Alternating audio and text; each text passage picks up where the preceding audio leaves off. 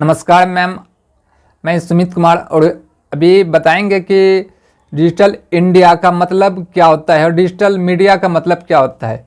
Digital India 3 प्रकार के होते हैं।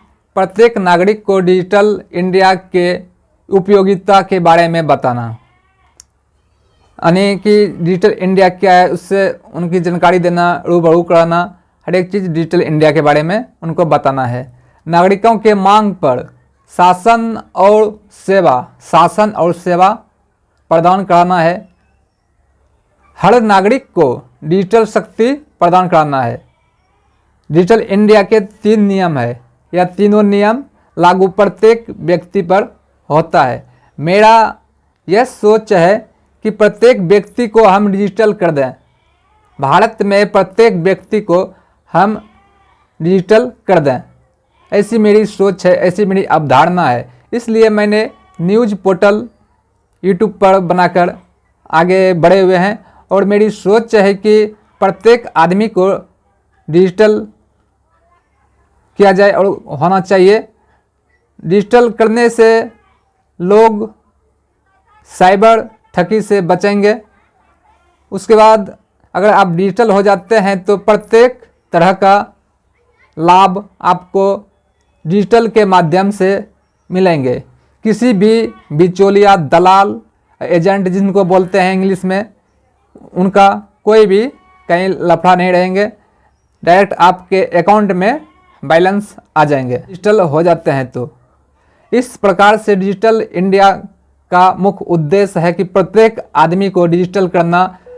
अनेक प्रकार के लोग जो अपने पद पर बैठे हुए हैं, उस लोगों ने डिजिटल का मतलब नहीं समझते हैं, नहीं बोलने देते हैं, नहीं समझाने देते हैं। तो ऐसे लोगों से हम कहना चाहते हैं कि डिजिटल मीडिया कोई भी आपका अगर रिकॉर्डिंग कर रहा है सही चीज़ को, तो रिकॉर्डिंग खुलकर करवाना चाहिए और करने देना चाहिए, क्योंकि कोई भी डिजिटल मीडिया गलत आपके साथ नहीं करेगा। और क्या सही है क्या गलत है, पत्रकार जो भी बनते हैं ऐसे लोगों को मालूम होता है। और मेरे पास मेरी जहाँ तक समझ है और हम अपने इस वीडियो के माध्यम से आपको मैडम बताना चाहते हैं कि आधार कार्ड को छोड़कर मेरे पास ऑनलाइन के जितने भी माध्यम हैं, प्रत्येक चीज़ की आईडी मेरे पास है।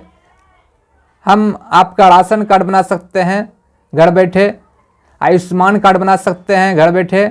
प्रत्येक तरह कार्ड, एक गरीब व्यक्ति को 15 प्रकार का कार्ड बनाया जाता है। 15 प्रकार का कार्ड आप बनवा लेते हैं तो आप डिजिटल हो गए और डिजिटल इंडिया का लाभ आप ले पाएंगे, लुत्फ उठा सकेंगे डिजिटल इंडिया का। मेरी सोच है कि प्रत्येक व्यक्ति को डिजिटल किया जाए। डिजिटल के माध्यम से जब प्रत्येक व्यक्ति डिजिटल हो जाते हैं तो उनको हर एक प्रकार की लाभ ऑनलाइन मिलने लगेंगे। कहीं भी कोई बिचौलिया को, किसी भी एजेंट को 1 भी रुपया देने की ज़रूरत नहीं है। अभी बिहार की अगर बात किया जाए तो प्रत्येक व्यक्ति जिनका कि इंदिरा आवास मिलता है, प्रधानमंत्री आवास मिलता है, उनसे 15,000 20,000 रुपया लिया जाता है। एक शौचालय के नाम पर स्वच्छागृह, उनके अधिकारी जो भी लोग इसमें शामिल हैं, प्रत्येक नागरिक से 2-2 हज़ार रुपया लिया जाता है। डिजिटल होने के बावजूद भी लोग उनको पैसा 2,000 रुपया पहले ले लेते हैं। यह सब चीज़ को हम लोग जब गांव में जाते हैं, फील्ड में जाते हैं, कहीं मीटिंग में जाते हैं तो लोगों को समझाते हैं कि किसी भी व्यक्ति को आप 1 भी रुपया घूस के नाम पर मत दीजिए। और कोई भी लोग मांगता है तो हम लोग को डायरेक्ट फ़ोन कीजिए। मेरा व्हाट्सअप नंबर है 74 88 46 49 80। उन पर सीधी कार्रवाई साइबर थाना में जाकर उन पर कंप्लेन किया जाएगा और उनको घसीट कर कोर्ट ले जाएंगे और कोर्ट में फिर उन पर सजाए होगा। और ऐसा सजाए जो कि डिजिटल सजाए होगा कि आप देखेंगे वह सजा सुनकर फिर कोई लोग ऐसा काम और गलत नियत से प्रलोभन में देकर इस तरह से लोग को ठगेंगे नहीं। इसलिए डिजिटल इंडिया बनाया गया है। मांग है सरकार से कि लोग को डिजिटल इंडिया बनाने में पुलिस प्रशासन कोई भी लोग किसी को अगर रोकते हैं तो उनको सहयोग किया जाए और डिजिटल मीडिया को आगे आने में आप लोग जो हस्तक्षेप करते हैं उन पर कार्रवाई किया जाएगा, नहीं कीजिए, ऐसी मांग है सरकार से। सरकार के पास नियम बना हुआ है, बस पब्लिक को आगे जाना है। और मैम आप जो वीडियो बनाते हैं आपको बस इतनी सी बात बताना है कि कोई भी पुलिस प्रशासन हो, डिजिटल मीडिया को आप नहीं रोक सकते हैं, क्योंकि उसने कोई भी काम गलत करने के लिए नहीं जाता है। कहीं कुछ गलत हो रहा है, कहीं अन्याय हो गया, उनको दिखाते हैं।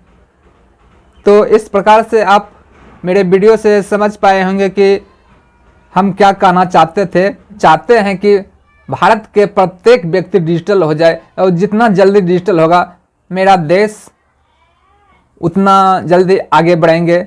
इस कामना को लेकर मैंने अपने वक्तव्य को यहीं पे विराम देते हैं। धन्यवाद।